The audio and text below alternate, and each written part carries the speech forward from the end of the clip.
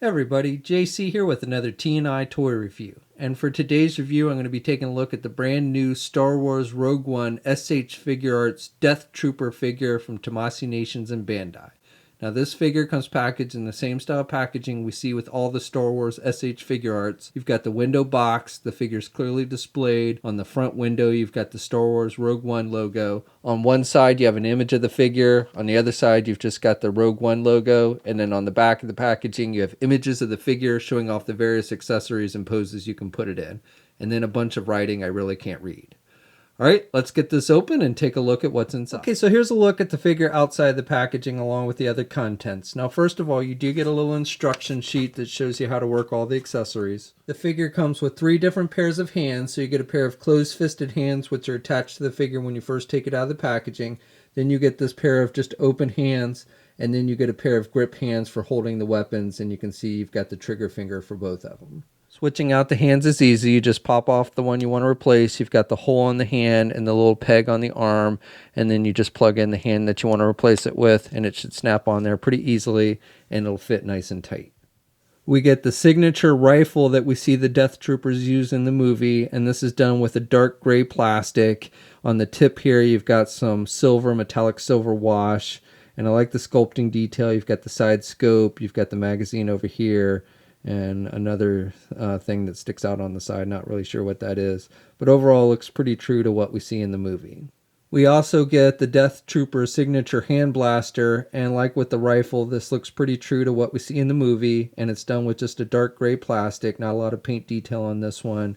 You've got the scope on the top, and then you've got the little magazine on the front, and the handle and everything. Now this scope is actually removable. This piece up top here is removable. It just plugs in with a little peg. And the reason for that is they've given you a second scope. And the second scope, the purpose for it is so you can attach it to the figure's belt. So I'll show you that in a second, but you just plug it in if you want to use the second scope. And you can see the second scope's got this little strap attached to it, again, so you can attach it to the figure's belt. And so the way it works is you've got this little strap that hangs off the side of the figure's belt, and what you want to do is you want to remove this one. The one that's attached to the figure is basically for when the gun is being used, but if you want to attach the gun, what you do is you remove this piece. It just plugs in with a little peg, and then you plug in the gun with that second scope so that it looks like it's hanging off the side of his belt. So it's not like a true gun holster, but I do like the fact that they made it so you could attach it to the figure's belt. And you gotta like the extra detail. They didn't just make a little loop or something. They actually made it so it looks pretty much like it did in the movie. And as long as you have the grip hands on, he'll hold his weapons nice and tight in either hand. And if you got the S.H.Figuarts version of K2SO, you can also give this blaster to him, since you do see him use one of these Imperial type blasters in the movie. Okay, so for the figure itself, I think they've done a pretty good job with the sculpting, and this one actually has a little more in the way of paint applications than the Hasbro Black Series one, which I'll show you in just a moment. I like the detailing on the head sculpt, so you've got the green eyes, and then you've got some metallic silver here on the vents on the front here over his nose and on the sides here, so I like that. I think it would have been cool if they'd maybe used a little bit brighter green on the 2 circles underneath here under his chin, since those are supposed to be kind of lit up, but otherwise I think it looks pretty good. And again, nice sculpting detail overall. And then on his back piece here, you've got some metallic silver. So that's one of the areas where like the detail wasn't on the Hasbro figure. They didn't paint that silver. And also like here on these little rocket thing, or I'm not sure what these are supposed to be, but these things which are silver, and I believe they were silver in the movie. And he's got this little ring or circle on his stomach here, which is also done with a metallic silver. You've got the belt with the pouches, and you've got that kind of Darth Vader belt buckle. And you've got a nice glossy finish for most of the armor. The underparts of the armor are done with a more flat finish, and you got some texturing there like underneath here. So I like that. He's got the little tube thing on the back of his belt like you always see with stormtroopers, and some pouches. So overall detail, like I said, on this figure is nice and a little bit better than what we saw with the Hasbro one as far as paint applications go. And I should note on this figure, the belt is actually a separate piece on the figure, and then this tube thing that's on the back is actually attached to the figure, not the belt itself. So this figure stands at about 6¼ inches tall. Here's a comparison with the S.H.Figuarts regular Imperial Stormtrooper, and the Death Trooper is taller as they were in the movie. Not sure why they're so tall. And then here's a comparison with the S.H.Figuarts Darth Vader figure. And Vader is the tallest of the three. Here's a comparison with the S.H.Figuarts K2SO, and K2 is taller than the Death Trooper.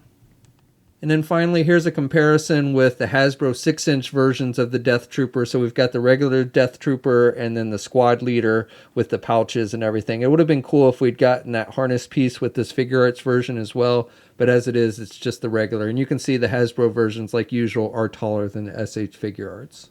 So for articulation, it's pretty good. However, some of the joints on this figure are a bit loose, especially on the left arm here at the shoulder. But for the head, you can turn the head to the left and to the right. He's got good down movement. The entire neck moves. He really can't look back very much because of the way the helmet is sculpted, but you can pivot the head to the left and right, and you can move the neck to the left and the right, so good movement there. Arms attached with a ball hinge joint, so he can get his arm out good, and the shoulder pads are articulated, so they don't really limit the movement. Also, you can pull the arm out from the socket a bit. Now, as I mentioned, this arm is pretty loose. This joint here is pretty loose. The right arm is not that bad, but on the left arm, it's definitely very loose there. You can rotate the arm good, and then you've got the rotation here where the arm attaches. And you don't have a true bicep swivel, but again, you don't really need it because you've got that rotation up high there. And then you've got a bit of a butterfly type joint, so you've got back and forth movement with the arm as well. Double hinged elbow, so he can bend his elbow about that much. And then you've got ball hinge joints with the wrist, so you've got the hands are attached with little ball joints, so you've got pretty good movement overall with the hand, plus you've got a hinge joint there, so that gives you even more movement, and you've got rotation, obviously. You've got a midsection joint, so he can pivot to the left and to the right, and he can crunch forward about that much, and he can look back about that much, and you've also got some rotation there at the midsection. As a waist swivel, though, you can't really swivel too much there at the waist because of the way the hips are sculpted, but you do have a little bit of movement. Again, you can pivot left, right a little bit, and he can crunch forward about that much there at the actual waist, and back a little bit, about that much there at the waist. Legs are attached with hinge joints, so he can only do the splits about that much because of the armor pieces.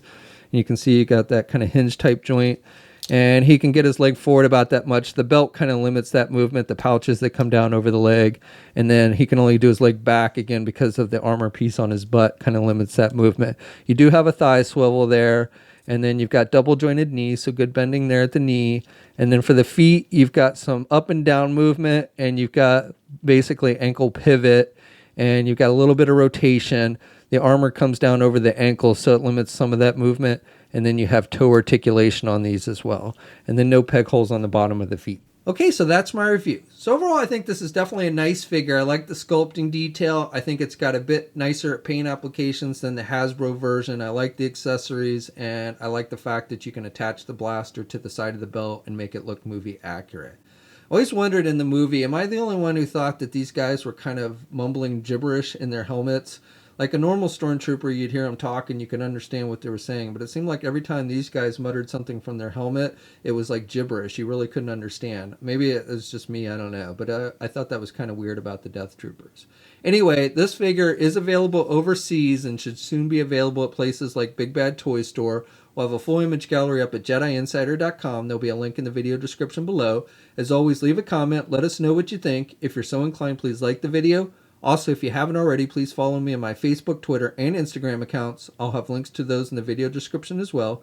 And until next time, I'll catch you later.